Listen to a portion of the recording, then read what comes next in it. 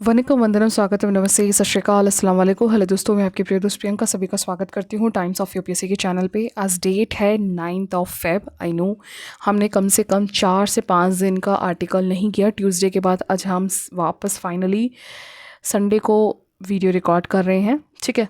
लेकिन no doubt कोई बात नहीं, हम जितने भी आर्टिकल्स हैं उन सबको मैंने कंबाइन कर दिया है, ठीक है। वेडनेसडे से लेकर सैटरडे तक जो भी इम्पॉर्टेंट आर्टिकल्स हैं उनको हम नहीं छोड़ेंगे, ठीक। तो वन बाय वन करके हम डिस्कस करते हैं। तो सबसे पहला आर्टिकल है आरबीआई का। देखिए मॉनेटरी पॉलिसी की यहाँ पे अभी रिपोर्ट आई है कमेटी की। इसमें 2-3 आर्टिकल्स आरबीआई से रिलेटेड ही हैं, तो मैं आपको बेसिक एक क्रस्ट बता देती हूँ क्या है कि मॉनेटरी पॉलिसी जो है, ठीक है, उन्होंने बोला है कि हम जो रेपो रेट है ना उसको कट डाउन करेंगे, ठीक है, 25% या 20.25, ठीक है।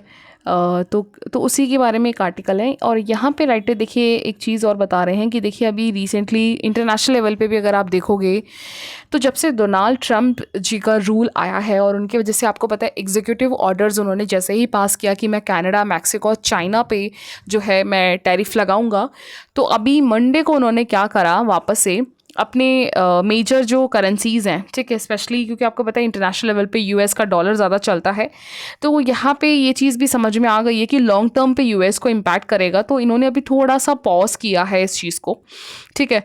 तो यहाँ पे बाकी कंट्रीज से बात करने की यहाँ पे कोशिश जारी है कि इस चीज़ को ज़्यादा इम्पैक्ट ना होने दें, क्योंकि क्या होता है कि जैसे ही इन्होंने अभी कनाडा, मैक्सिको पे लगाया ना, इसका इम्पैक्ट दिखने लगा कि यहाँ पे जैसे डॉलर्स की वैल्यू है ना जो 87.29 थी रुपीज़ के बराबर में, जैसे ₹1 बराबर 87.29 था, वो रेंज अब डाउन होके 87.19 आ गया और वो धीरे धीरे और डाउन होके 87.0, यानी जो एक प्रोडक्ट आप ₹1 में खरीदते हो वो यूएसए में आप 87.07 रुपीज़ में खरीद पाओगे, ठीक है। दैट मीन्स वैल्यू और डाउन हो रही है। तो यहाँ पे सीधा दिख ही रहा है आपको एक ट्रेड वॉर जो है एक बनने का एक माहौल बन रहा है। ऑल्दो यहाँ पे मैक्सिको और कनाडा ने बात करने की कोशिश करी है इन कंट्रीज से। चाइना ने ऑल्दो ये बोल दिया है सीधा सीधा, आपको बताओ चाइना ने तो बोला था कि वो WTO लेके जाएगा यूएसए के इस एक्शन को। और दूसरी बात अभी अनाउंस कर दिया है चाइना की वो आने वाले फरवरी 10 तारीख से लेकर यूएसए के जो भी प्रोडक्ट्स चाइना में इंपोर्ट होते हैं उन सब में वो टैरिफ लगाएगा, ठीक है। और अब यहाँ उम्मीद करी जा रही है कि जो यूरोपियन यूनियन या जो नेक्स्ट और भी कंट्रीज़ है अब उनकी बारी होगी। तो ऑब्वियसली इंडिया भी कोई दूर नहीं है, ठीक है, अगला आने वाला है। हो सकता है इंडिया पे भी बहुत जल्द ही जो है टैक्सेस लग जाएं, क्योंकि ट्रंप जी ने तो इंडिया को भी नहीं छोड़ा बोला है, ठीक है। तो यहाँ पे अब बात आ जाती है कि ओवरऑल जो अगर ग्लोबल मार्केट की बात करें, यहाँ पे राइटर बताना चाह रहे हैं कि अगर आप डॉलर इंडेक्स मेजर की बात करोगे, डॉलर इंडेक्स से क्या होता है कि डॉलर का कंपैरिजन और जो भी करेंसीज हैं, यूरो है, येन है, पाउंड है, स्विस है, स्वीडिश क्रोना है, कैनेडियन का डॉलर है, उनसे जब आप कंपेयर करोगे तो जो ट्रंप की ये वाली पॉलिसी है, इन्होंने कहा है कि यूएस की जो फेडरल रिजर्व है, जैसे हमारे इंडिया की आरबीआई होती है वैसे ही यूएस की फेडरल रिजर्व होती है। तो इस तरह की पॉलिसीज कहीं ना कहीं यूएस के डॉलर्स का जो रेट है ना, लोन देने का रेट या रेट ऑफ इंटरेस्ट जो डिसाइड करती है रिजर्व उनके बैंक जो है, वो उसको कम करने नहीं देगी, बना के रखेगी, ठीक है। तो यहाँ पे अब उम्मीद, अब देखो वो तो आने वाले टाइम पे पता चलेगा कि ये कितना कम होता है, कितना कटता है, कितना बढ़ता है, ठीक है। तो यहाँ पे राइटर बता रहे हैं कि अगर आप लास्ट ईयर आरबीआई की भी बात करोगे तो देखिए आपको पता है पिछले 1 साल से अगर आप देखोगे तो डॉलर स्ट्रांग होता जा रहा है रुपीज़ के कंपैरेटिवली। तो जब डॉलर स्ट्रांग होता जाता है तो क्या होता है कि रुपी का वैल्यू डिप्रिसिएशन होता है। जो चीज़ आप पहले ₹10 में लेते थे अब वो चीज़ आपको उसको लेने के लिए ₹12 पे करना पड़ता है। डिपेंड करता है कि ये रेशो और डॉलर्स के रेशो जो है रुपीज़ और डॉलर के बीच में वो कितना पॉइंट्स में बदल रहा है।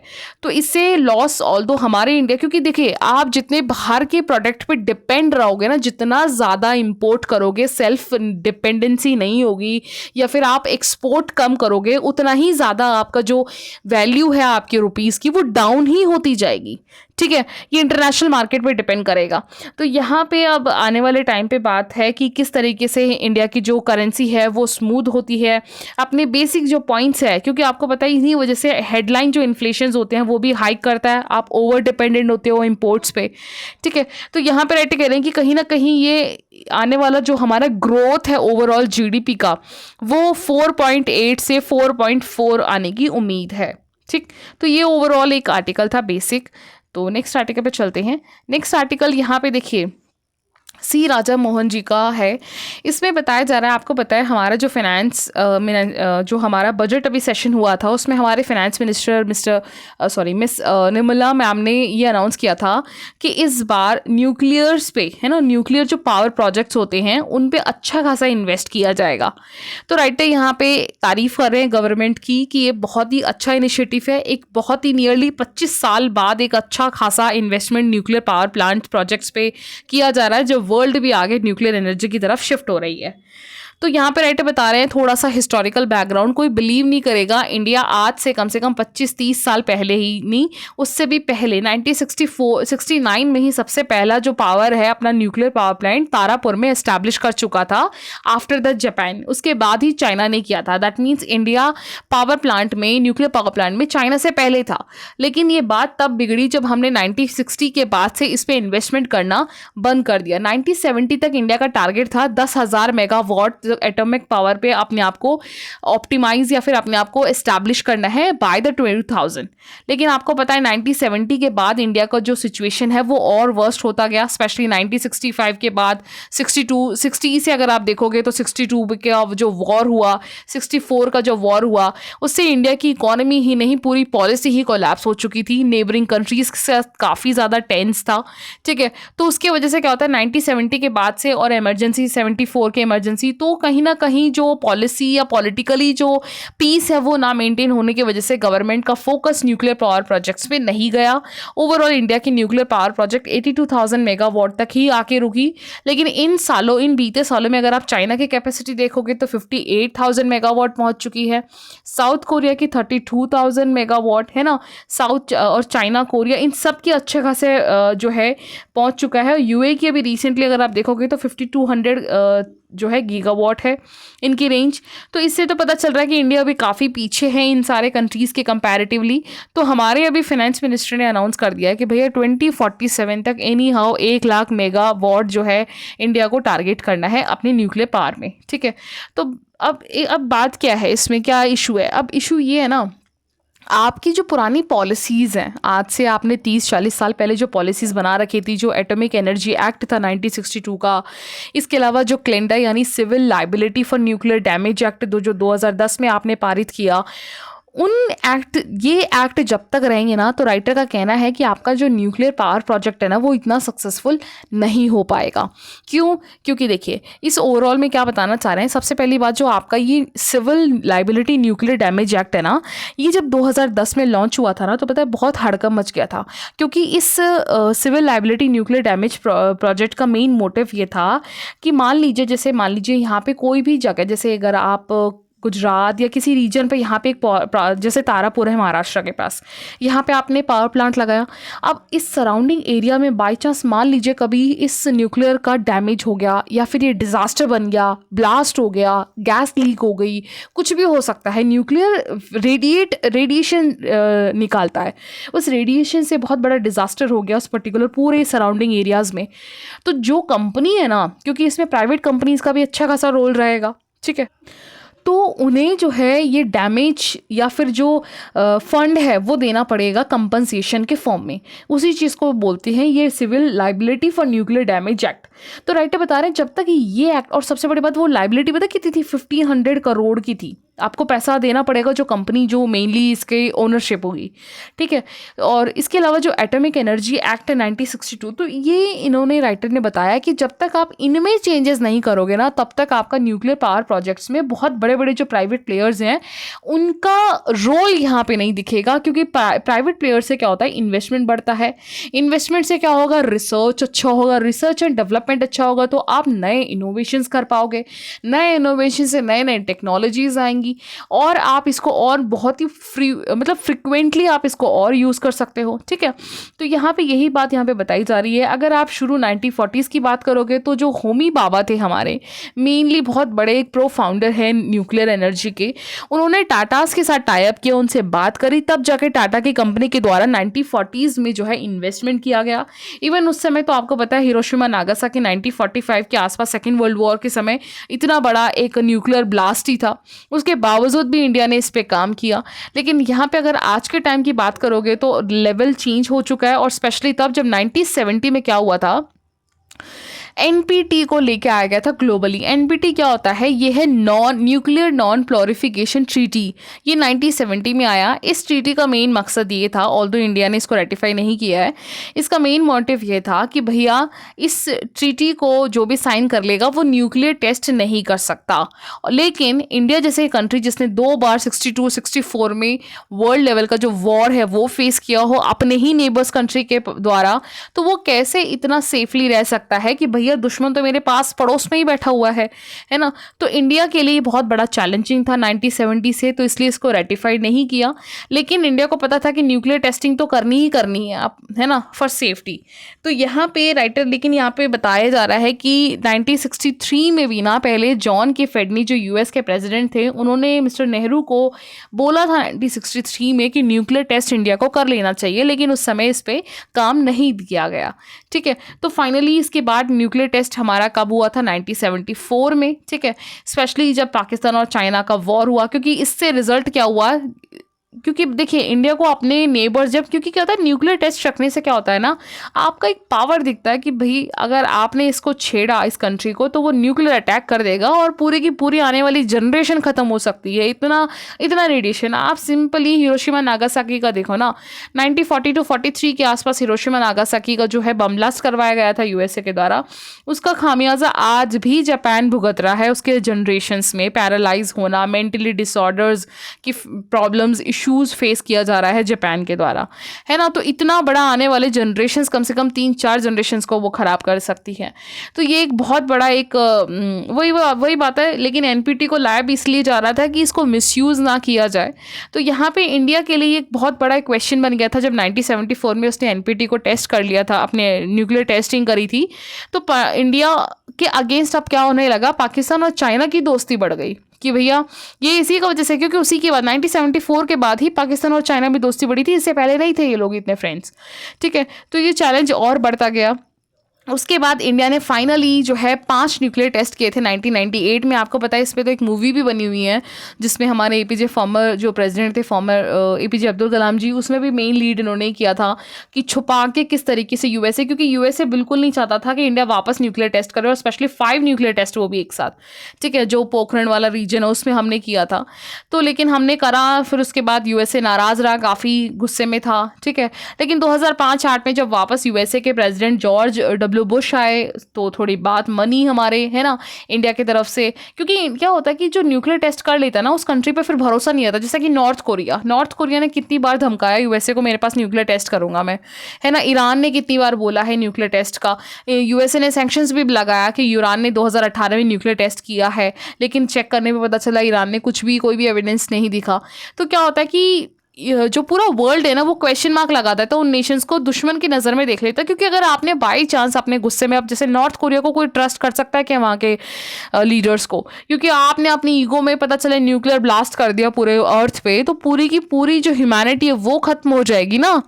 तो ये बहुत ही ज़्यादा सेंसिटिव, बहुत डेंजरस है। ठीक है, तो यहाँ पे इंडिया के लिए बहुत बड़ा चैलेंजिंग था अपने अकाउंटेबिलिटी को बताने के लिए कि भैया मैं जो 1974 में, इवन 1998 में जो मैंने न्यूक्लियर टेस्ट किए हैं, वो कोई मजाक करने के लिए नहीं किया गया है, वो सिर्फ मेरी सेफ्टी, मेरे सिटीजन्स की सेफ्टी के लिए है। तो ये बहुत बड़ा एक चैलेंजिंग था।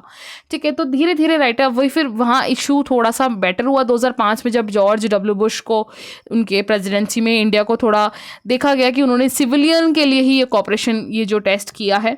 लेकिन 2010 में वापस एक इशू उठ गया जब इन्होंने बोला कि न्यूक्लियर जो पावर प्लांट्स होंगे, वो जो कंपनी होगी उसे कंपनसेट करना पड़ेगा अगर कोई डिजास्टर हो जाता है। तो इससे क्या होता है कि ओवरऑल इंडिया का जो ग्रोथ होना था न्यूक्लियर पावर प्रोजेक्ट्स में, वो कहीं ना कहीं अटकता चला गया। ठीक है, तो राइटर वही घूम फिर के बात बता रहे हैं कि भैया सीधी बात है, जब तक आप अपने दोनों पुराने एक्ट, एटॉमिक एनर्जी एक्ट 1962 और जो आपका कंपनसेटिंग जो एक्ट है, ठीक है, ये वाला, ये कहाँ गया, 2010 का CLNDA का, ठीक है, सिविल न्यूक्लियर ये वाला, ठीक है, इस पे जब तक आप चेंजेस नहीं करोगे तब तक जो है नए जो पार्टनर्स हैं, जो नया रिसर्च है, जिस तरीके से स्पेस में इसरो, DRDO, DF डिफेंस अपने अपने सब कर रहे हैं रिसर्च, वैसा आपको इन्वेस्टमेंट नहीं दिखेगा।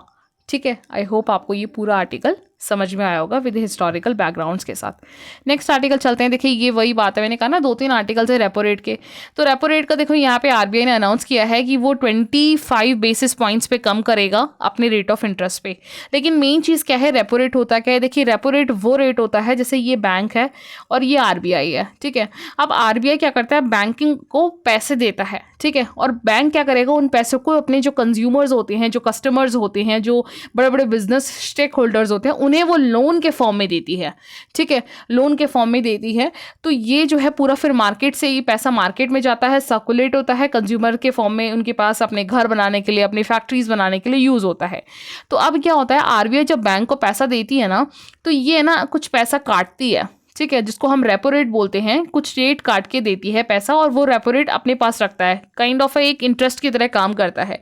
तो रेपो रेट जितना ज़्यादा होगा, बैंक जो है उतना ही कम पैसे लेगी, क्योंकि रेट ऑफ इंटरेस्ट भी तो देना पड़ेगा ना। तो यहाँ पे रेपो रेट जितना कम हो जाएगा, बैंक के लिए फ़ायदा है, उसको उतना ज़्यादा पैसा मिलेगा, फिर वो अपने कस्टमर्स और अपने जो बिजनेसमैन है उनको ज़्यादा से ज़्यादा पैसा देगी। तो रेपो रेट से फ़ायदा क्या होगा ना, बैंकिंग के पास पैसे ज़्यादा आ जाएंगे, लोगों के पास पैसे का फ्लो बढ़ेगा, कंजम्पशंस बढ़ेगी, डिमांड बढ़ेगा, ठीक है। और जो लोन लेने वाले हैं, लोन लेने वाले रिसीवर्स, उनके लिए भी बहुत फ़ायदा होगा, चीप रेट ऑफ इंटरेस्ट पे लोन मिल जाएगा, ठीक है। तो ये एक बेसिक न्यूज़ है।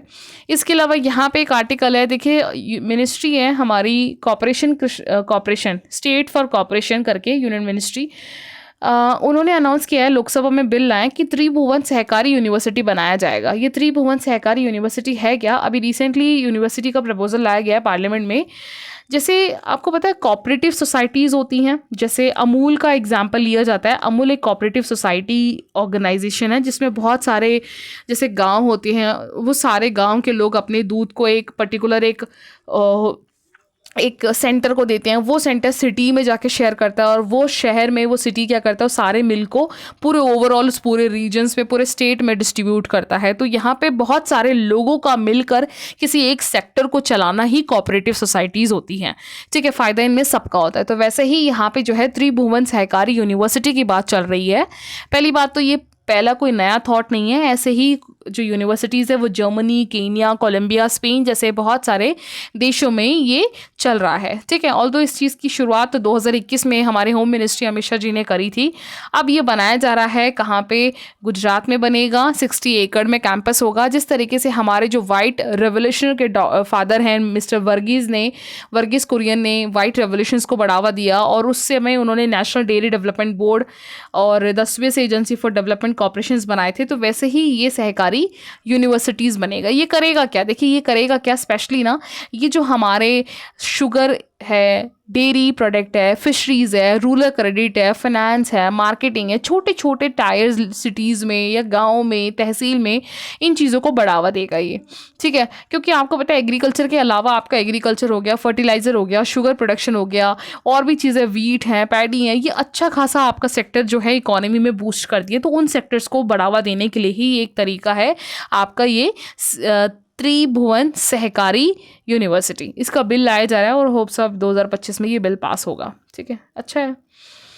नेक्स्ट आर्टिकल है पल्सेस आत्मनिर्भर भारत। आपको पता है अभी इस बार बजट में हमारे मिनिस्टर ने अनाउंस किया था कि हम 1000 करोड़ देंगे किस इसके लिए, आने वाले 6 साल के अंदर में इंडिया को इन दालों में, याद रखिएगा सारे दाल नहीं है, स्पेशली इन दालों में, पीस, चिकपी, लेंटिल, पिजनपिया, उड़द या फिर मूंग कह लो, ठीक है, इन सारे दालों में अपने आप को सेल्फ सफिशिएंट करना है। अभी हम नहीं हैं, हम अब काफ़ी अब हद तक हम इंपोर्ट ही करते हैं, लेकिन आने वाले 6 साल में हमें अपने आप को बढ़ाना है, ठीक है। तो यहाँ पे इसमें हेल्प लिया जाएगा नाफेड का, national agriculture cooperative market federation का, इसके अलावा NCC, national cooperative consumer federation of India मिलकर इस प्रोग्राम्स को आगे बढ़ाएंगी। 6 साल तक जो है इसका मिशन है इसका नाम मिशन फॉर आत्मनिर्भर भारत इन द पल्सेस, ठीक है।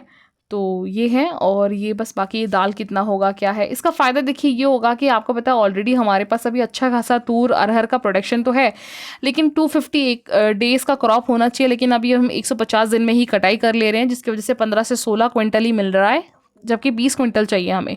तो इस चीज़ को बढ़ाना है, हमें टाइम पीरियड कम करना है लेकिन क्विंटल हमें बढ़ाना है। और यहाँ पे गवर्नमेंट्स के द्वारा भी काफ़ी पॉलिसीज़ की जा रही हैं। और अब जैसे हज़ार करोड़ रुपए निकाला जा रहा है सिर्फ और सिर्फ पल्सेस के लिए। जिस तरीके से अभी हम मोज़ाम्बिक, तंजानिया, म्यांमार, सूडान और कनाडा, ऑस्ट्रेलिया से दाल इंपोर्ट करते हैं, लेकिन इस चीज़ को हमें और कम करना है, ठीक है, सेल्फ सफिशिएंट करना है। तो ये एक बहुत ही अच्छा एक स्कीम है, ठीक है। इसके अलावा नेक्स्ट आर्टिकल आ जाता है आपका स्पेस साइंस पे। इस पे देखिए राइटर ये बताना चाह रहे हैं, जैसे आपको पता होगा कि इंडिया के जिससे राइटर ये बताना चाह रहे हैं कि अगर आप बाहर से देखोगे ना तो इंडिया का स्पेशली साइंस, टेक और साइंस के टेम्परामेंट काफ़ी पहले से जो है रिप्लेस हुए हैं। लोगों के द्वारा इन्वेस्टमेंट, इस पे इंटरेस्ट भी दिखाया जा रहा है। जैसे कि अगर आप टाटा कंपनी की बात करोगे या फिर आप बाबा एटॉमिक रिसर्च सेंटर्स की बात करोगे तो इन्होंने तो अपने 1970 में अच्छे खासे रिजल्ट्स दिखाए हैं, है ना। अभी न्यूक्लियर टेस्टिंग की हमने बात करी थी। तो यहाँ पे राइटर बता रहे हैं कि हमें और इनमें इनोवेशंस को लाने की ज़रूरत है सोसाइटीज़ में। तो इसके लिए यहाँ पे हमें जो है लोगों के बीच में, उनके फर्म्स, उनके जो ऑर्गेनाइजेशंस है गवर्नमेंट के द्वारा, इन पे हमें काम करना होगा। इंटेलेक्चुअल चीज़ों को जो है फोकस करना होगा। जैसे फॉर एग्जांपल अभी जैसे इसरो का अगर आप देखोगे एग्जांपल, इसरो में पहले गवर्नमेंट ओन कर रही थी, ठीक है, गवर्नमेंट ही पूरा फंड कर रही थी, गवर्नमेंट ही सब कुछ देख रही थी। अभी पिछले 2-3 साल से प्राइवेटाइजेशन कर दिया है इसरो को, कुछ पोर्शंस, नॉट पूरी तरीके से। इससे क्या हो रहा है कि अब इसरो की जो सैटेलाइट्स वगैरह हैं वो अब प्राइवेट के प्लेयर्स भी बनाने लगे हैं, अपने जो हैं जो सैटेलाइट्स अब वो लॉन्च करने लगे हैं। अगर एग्जांपल्स देखें, जैसे यहाँ पे राइटर फ्रांस की बता रहे हैं, फ्रांस अपने डिफेंस के रिसर्च ना गवर्नमेंट के साथ साथ प्राइवेट एंटिटीज़ को भी देता है। इवन यूएसए का 80% जो नासा के सैटेलाइट्स होते हैं ना, नासा नहीं बनाता स्पेसक्राफ्ट, उसके प्राइवेट के वेंडर्स बनाते हैं। जेट प्रपोल्शन लिबर्टी है जो मेनली नासा के जितने भी सोलर सिस्टम से रिलेटेड जो सैटेलाइट्स हैं वो सारे बनाता है, प्राइवेट प्लेयर है। तो राइटर का ओवरऑल यहाँ पे कहना ये है कि अब ना इंडिया को भी ऐसा ही कुछ करना चाहिए, जो हमारे जो प्राइवेट प्लेयर्स हैं उन्हें अब मौका दिया जाना चाहिए। क्योंकि प्राइवेट प्लेयर से क्या होगा ना, तो क्या होगा, जैसे आपका जो भी गवर्नमेंट के पास फंडिंग है, ठीक है, वो क्या है, वो इनकम टैक्स के फॉर्म में आपने लिए, कहाँ से लिया, कंज्यूमर से। कंज्यूमर्स का पैसा अगर आप प्राइवेट प्लेयर्स के पास दोगे तो अब वो रिसर्च ऑन डेवलपमेंट पे लगाएंगे। अब इससे क्या होगा, नए नए टेक्नोलॉजीज आएंगे, नए नए अपडेशंस होगा, अच्छा खासा काम रिसर्च होगा। तो इस चीज़ पे यहाँ पे राइटर जो है फोकस कर रहे हैं। राइटर कह रहे हैं कि 2024 में हमने 3 पेपर इस पर पब्लिश भी करे थे। हमने गवर्नमेंट को सजेस्ट भी किया कि किस तरीके से private firms, private universities, tax payers के पैसे का यूज़ करके वो अच्छा खासा इसमें जो है रिसर्च कर सकते हैं इंडिया के लिए, ठीक है।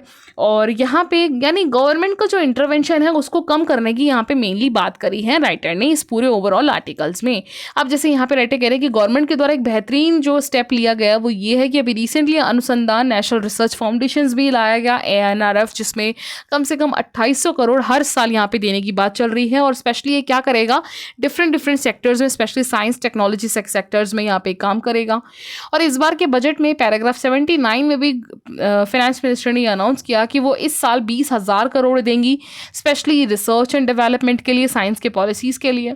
जिस तरीके से इसरो के में प्राइवेट प्लेयर्स ने रोल प्ले किया है, टैक्स पेयर्स के पैसे का सही तरीके से यूज़ करना शुरू किया है, ऐसे ही सेम मिनिस्ट्री ऑफ जो मैटी है, इलेक्ट्रॉनिक्स एंड इंफॉर्मेशन टेक्नोलॉजीज़ ने अपने GPU के बनाने के लिए प्राइवेट प्लेयर्स का सपोर्ट लेना शुरू किया है। सेम वैसे ही यहाँ पे जो है अब हमारे जो रिसर्च है, जितने भी साइंस के ऑर्गेनाइजेशंस हैं, उन्हें सीधा जो है अब पब्लिक के पैसे, क्योंकि देखिए जो गवर्नमेंट पैसा लेती है, लगाती है, वो किसके पैसे हैं, वो है तो जो सिटीजन्स हैं उन्हीं के, ना, टैक्स के फॉर्म में जो आपने कलेक्ट किया है। तो उन्हें जो है अब गवर्नमेंट अपने हैंड में ना लेते हुए वो प्राइवेट प्लेयर्स को उन्हें दे देना चाहिए ताकि वो अच्छा खासा जो है इन्वेस्ट कर सके।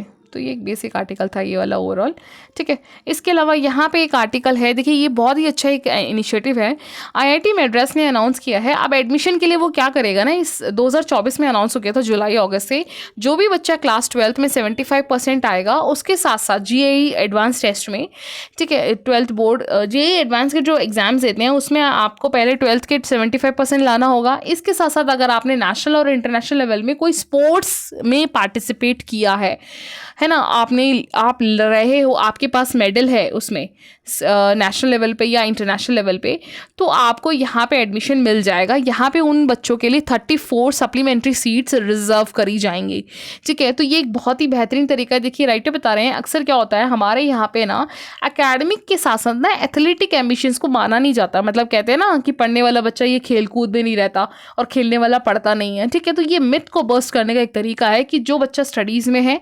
75% के आसपास है और वो एथलीट स्पोर्ट्स में किसी भी नेशनल या इंटरनेशनल लेवल पे उसने मेडल जीता है, तो वो एलिजिबल होगा। उन जैसे बच्चों के लिए यहाँ पे सीट्स रिजर्व करी जाएंगी IIT मद्रास में जेई के एडवांस में, ठीक है। तो ये बहुत ही बेहतरीन एक तरीका है एजुकेशन के साथ साथ फिटनेस को बढ़ावा देना। तो राइटर बता रहे हैं कि जिस तरीके से टेक्नोलॉजी बढ़ती जा रही है उसमें फिटनेस जो है वो बहुत एक बेहतरीन रोल प्ले करता है, skills, discipline, perseverance, team work, leaderships के साथ, ठीक है।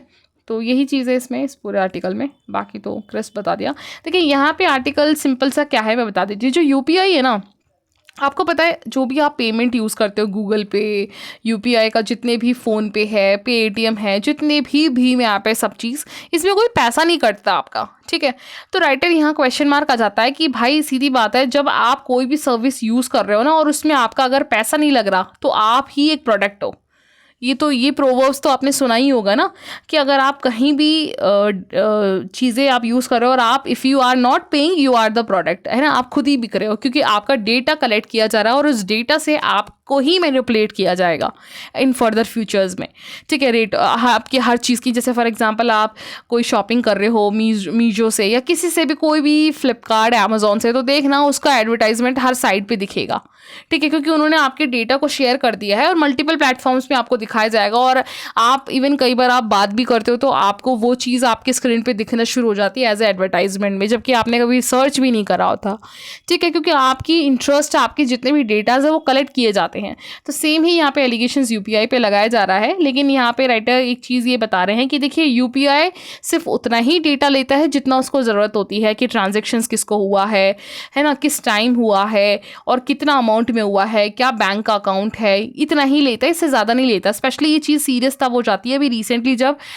Digital personal data protection rules 2025 पास हुआ है, उसके बाद से तो ये चीज़ और सिग्निफिकेंट हो जाता है कि UPI भी अपने डेटा को, जो एक्स्ट्रा डेटा है वो नहीं ले सकता, कंज्यूमर्स का एक लिमिटेड डेटा है और उसे ये भी बताना होगा उसका चीज़ का फर्दर वो यूज़ कितना कर रहा है, ठीक है। तो ऑल दो एलिगेशन है, बाकी इसको काउंटर अटैक कर रहे हैं राइटर कि ऐसा नहीं है और काफ़ी सिक्योर प्लेटफॉर्म है। और अभी G20 पे भी इस चीज़ को फोकस किया जा रहा है, इंडिया, ब्राज़ील, साउथ अफ्रीका जैसे नेशंस के द्वारा, कि डिजिटल पेमेंट्स को, डिजिटल इकोनॉमिक्स को हमें इस बार ज़्यादा एम्फसाइज करना है, ठीक है। तो इसके अलावा यहाँ पे वही रेपो रेट को कट कर दिया, सेम ही आर्टिकल है। यहाँ पे देखिए सिंपली ये वाला आर्टिकल मैं बताती हूँ क्या है कि ना, एक यहाँ पे है ना, देखिए क्या था कि ना, आपको पता है तमिलनाडु में अभी देखिए कुछ टाइम से क्या हो रहा है ना, 2021 में ना बीजेपी के, आप जैसे गवर्नर है, गवर्नर को अपॉइंट कौन करता है? प्रेसिडेंट। और प्रेसिडेंट किसके aid and advice? Ministry of councils के। मिनिस्ट्री ऑफ काउंसिल में पार्टी कौन सी है? बीजेपी है। और तमिलनाडु में कौन सी पार्टी है? DMK पार्टी है। और DMK पार्टी और बीजेपी में 36 का आंकड़ा रहता है, ठीक है। तो अब क्या हुआ, गवर्नर अपॉइंट हुआ भैया सेंटर से। अब गवर्नर मिस्टर रवि जो हैं वो 2021 से तमिलनाडु के गवर्नर हैं। तो अब क्या हुआ, अब स्टेट गवर्नमेंट कोई भी बिल पास करती है, कोई भी बिल लेके आएगी तो भैया गवर्नर का तो असेंट चाहिए आपको, हाँ तो चाहिए, है ना, तभी बिल पास होगा। तो गवर्नर क्या करते हैं, स्टेट गवर्नमेंट के द्वारा जो भी बिल लाया जाता है उसको पेंडिंग में रख लेते हैं, भले वो प्रेसिडेंट के पास भी ना भेज रहे हो, अनलिमिटेड अपने पास ही रख लेते हैं, वीटो पावर का यूज़ करने लग जाते हैं। तो भाई 1 साल हो गया, 2 साल हो गया, 3 साल हो गया, फिर सीधा तमिलनाडु गवर्नमेंट क्या करा, वो सुप्रीम कोर्ट पर उसने पिटीशन डाल दिया, फाइल कर दिया केस कि भैया गवर्नर जो है डेमोक्रेसी के खिलाफ काम कर रहे हैं, बिल को पास नहीं कर रहे हैं, जिसकी वजह से कहीं ना कहीं डेमोक्रेसी खतरे में है और स्टेट का डेवलपमेंट रुक रहा है। तो अब जो है सुप्रीम कोर्ट इस चीज़ की सुनवाई कर रहा है फ्राइडे से, ठीक है। तो यहाँ पे अब मुद्दा क्या क्या होगा, अब मुद्दा सामने क्या आया है कि क्या गवर्नर कोई भी बिल जब सेकंड टाइप पे, जैसे आपको बताया कि भाई जो स्टेट ऑफ काउंसिल है ना, स्टेट ऑफ असेंबली है, वो बिल को जो है गवर्नर को देती है, अपने जितने भी दोनों पार्टी जो लोकसभा और राज्यसभा की तरह जो अपने स्टेट असेंबली और स्टेट लेजिस्लेटिव, आपको पता है state council, sorry state legislative कह रही हूँ, स्टेट काउंसिल में, स्टेट काउंसिल सिर्फ 7 स्टेट्स के पास ही है, आई थिंक अब 6 के पास है, ठीक है। तो उनसे डिस्कशन करने के बाद वो गवर्नर को देती है और गवर्नर को वापस साइन करना पड़ता है। अब गवर्नर पर डिपेंड है कि वो क्या वो बिल को प्रेसिडेंट को के लिए वेट करवा सकते हैं, पेंडिंग में रख सकते हैं।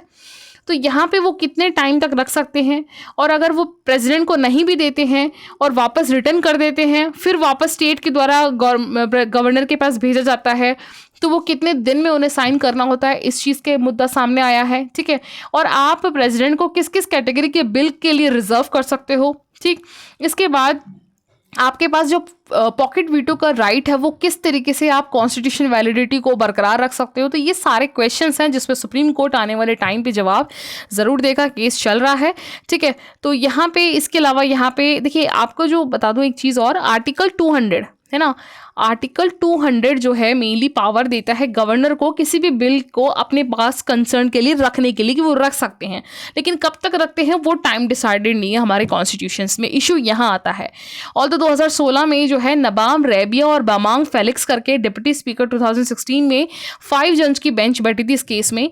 यहाँ पे सुप्रीम कोर्ट के जजेस के द्वारा भी गवर्नर के लिए ये बोला गया था कि भैया गवर्नर ना अपने मन मर्जी के हिसाब से जो कॉन्स्टिट्यूशन असेंबली या फिर जो अपनी असेंबली होती है स्टेट की, उनके द्वारा लाए हुए जो बिल्स होते हैं उसको अपने मन मर्जी से आप अनलिमिटेड टाइम के लिए नहीं रख सकते हो। ठीक है, तो बाकी देखते हैं अब क्या होता है इस पे। इसके अलावा एक आर्टिकल 6, यहाँ पे 2-3 आर्टिकल्स देखिए, राजस्थान ने अनलॉफुल रिलीजन्स पे कन्वर्ट करने के लिए यहाँ पे एक एक्ट लेके आए हैं। आपको पता है अनलॉफुल रिलीजन क्या होता है, कि मान लीजिए कोई पर्सन किसी ए रिलीजन में आया है और उसको कन्वर्ट कर दिया जा रहा है किसी दूसरे रिलीजन में, यानी उसके बर्थ और उसके अब प्रेजेंट के रिलीजन में कोई डिफरेंस नहीं है, डिफरेंस है। ठीक है, तो उस चीज़ को रोकने के लिए यहाँ पे prohibition of unlawful conversion religions bill लाया जा रहा है। ऑल्दो आपको पता होगा ये काफ़ी सारे स्टेट्स में भी रिसेंटली लाया गया है। यहाँ पे बताया गया है कि अगर आपने किसी वुमेन को, किसी माइनर को या फिर किसी स्केड्यूल SC ST को शिफ्ट किया या फोर्सफुली आपने किया रिलीजन में, तो उन्हें 25,000 और 2 से 10 साल की सज़ा हो सकती है। मास कन्वर्जन या बहुत बड़े गैंग में लोगों को किया तो 10 साल से 50,000 की सज़ा हो सकती है। ठीक है, तो ये सज़ा है, बाकी तो देख लीजिएगा आप। इसके अलावा यहाँ पे देखिए आर्टिकल है, एक्चुअली यहाँ पे जो नेतन्याहू है आपको पता है ये इजराइल के प्राइम मिनिस्टर हैं। ठीक है, और ये US के प्रेसिडेंट है। इन दोनों की मीटिंग हुई और इन्होंने अनाउंस किया है प्रेस में 3 चीज़ें मेनली, कि भैया जो गाज़ा है, गाज़ा स्ट्रिप जिस पे पैलेस्टीन अटैक कर रहे हैं, इन्होंने बोला कि पैलेस्टीन को वहाँ से विड्रॉ करने के लिए। दूसरी बात USA ने बोला है कि अब USA जो है गाज़ा स्ट्रिप को कंट्रोल करेगा। तीसरी चीज़ ये है जो ईरान है, ठीक है, ईरान को बोला है हाउती रिबल्स या जो हमास ऑर्गेनाइजेशन के साथ जो ईरान अपना कॉन्टैक्ट बना के रखते हैं उसको वो ख़त्म करे। ठीक है, तो यहाँ पे इंपॉर्टेंट हो जाता है गाज़ा का जो मैप है, point of view exam perspective से प्लीज़ आप एक बार देख लीजिएगा, बाकी ये चीज़ें एग्जाम में नहीं पूछी जाएंगी। इसके अलावा यहाँ पे एक article why temperature at the north pole. देखिए नॉर्थ पोल जो हमारा है, ठीक है, यहाँ पे टेम्परेचर, अभी विंटर का सीज़न है नॉर्थ हेमिस्फेयर में, आप सोचिए अभी फेब ख़त्म नहीं हुआ है, फिर भी यहाँ पे टेम्परेचर 20 डिग्री के आसपास आ गया है। ऑल्दो यहाँ पे राइटर बता रहे हैं इसका रीज़न एक तो ये है कि जो ओशन होता है इसका टेम्परेचर ज़्यादा होता है, क्योंकि लैंड के कंपैरेटिवली आपका ओशन देरी से गर्म होता है और देरी से ठंडा होता है। तो यहाँ सी ब्रीज और लैंड ब्रीज चलती है, तो इस वजह से आपका लैंड गर्म होता है। ऊपर से इन्होंने बोला है जो नॉर्थ हेमिस्फेयर है यहाँ पे ग्लेशियर्स काफ़ी मेल्ट हो चुके हैं पहले के कंपैरेटिवली, तो सन की जो रोशनी है वो सीधी पड़ जाती है, एल्बिडो नहीं हो पाता है। तो इससे क्या हो रहा है कि आपका जो नॉर्थ पोल है वो एक्सट्रीम टेम्परेचर फेस कर रहा है। तीसरी चीज़ इन्होंने बोला है वर्टिकल, जैसे यहाँ पे क्या होता है, जैसे आपका ये अर्थ सरफेस है, ठीक है, ये लोअर लैटिट्यूड है, यहाँ पे आपका 90 डिग्री है, तो यहाँ पे तो आपका टेम्परेचर कम है, लेकिन यहाँ पे इक्वेटर के आसपास तो पूरे साल गर्मी रहेगी ना। तो यहाँ पे लो टेम्परेचर से यहाँ पे क्या होता है कि विंड शिफ्ट होती है वर्टिकली, ठीक है, तो यहाँ इस वजह से भी टेम्परेचर बढ़ने का चांसेस होता है, जो बताया जा रहा है। यहाँ पे नेचुरल फिनोमेना को फोकस ज़्यादा किया गया है इस पे बेसिकली। इसके अलावा यहाँ पे IRNS सैटेलाइट की जो आपकी नाविक है या फिर navigation with Indian constellation system कह लो, अभी लॉन्च किया गया था रिसेंटली NVS, इसका सेकेंड जो सैटेलाइट है वो फेलियर हो गया क्योंकि इसका इंजन जो है स्पेस में जल नहीं पाया। ठीक है, जो IRNS Indian regional navigation satellite है, जैसे आप GPS यूज़ करते हो ना गाड़ीज़ में, तो उसको सैटेलाइट यही सैटेलाइट सपोर्ट करती है। 1999 में सबसे पहले हमने कारगिल वॉर के बाद हमने इसको लॉन्च किया था। क्यों? क्योंकि USA से जब हमने कारगिल वॉर में कारगिल की जगह जो पूरा हिल है उसकी जब एड्रेस मांगा या उसका जो मैपिंग मांगा था USA से, तो USA ने मना कर दिया था इंडिया को सपोर्ट करने के लिए, हेल्प करने के लिए, इमेजेस शेयर्स नहीं करी थी। तब इंडिया ने प्लेज लिया कि भैया अब हम खुद का अपना जीपीएस रखेंगे, ठीक है। तो वही सिस्टम है आईआरएनएस का। इसकी आईआरएनएस ने काफ़ी रेंजेस निकाली, आईआरएनएस B1, 1C1, इसकी पूरी सीरीज़ है। लेकिन अभी रिसेंटली अगर आप देखोगे तो यूरोपियन यूनियन से लेकर बहुत सारे स्पेस एजेंसीज जो अलग अलग इंटरनेशनल लेवल की है, उनकी आईआरएनएस जो जीपीएस है उसमें ये ना एक रेबेडियम ऑटोमिक क्लॉक यूज़ करते हैं, जो आपको रियल स्पेस टाइम जो है आपको इमेज प्रोवाइड करवाता है। तो वो जब क्लॉक ख़राब हो जाती है तो आपको रियल टाइम पता नहीं चलता कि किस टाइम की इमेज है। तो वो काफ़ी इश्यूज़ एक बार सामने बहुत आया, यूएसए के भी, नासा के भी, यूरोपियन यूनियंस के भी। और यहाँ पे इंडिया के कुछ प्रोजेक्ट्स बताए, 1BH 1A, ये सारे अलग अलग हैं, ठीक है। और यूज़ क्या है इसका, देखिए कमर्शियल यूज़ भी है, जनरल यूज़ भी है, स्पेशली मिलिट्री यूज़ होता है इसका, नेविगेशंस का, ठीक है। सैटेलाइट्स, मोबाइल के सैटेलाइट्स, फ़ोन्स में भी यूज़ होते हैं, मैन्युफैक्चरिंग में, चिप मैन्युफैक्चरिंग्स में, ठीक है। तो ये सारी चीज़ें हैं, बाकी ओवरऑल ये आर्टिकल था। Thank you.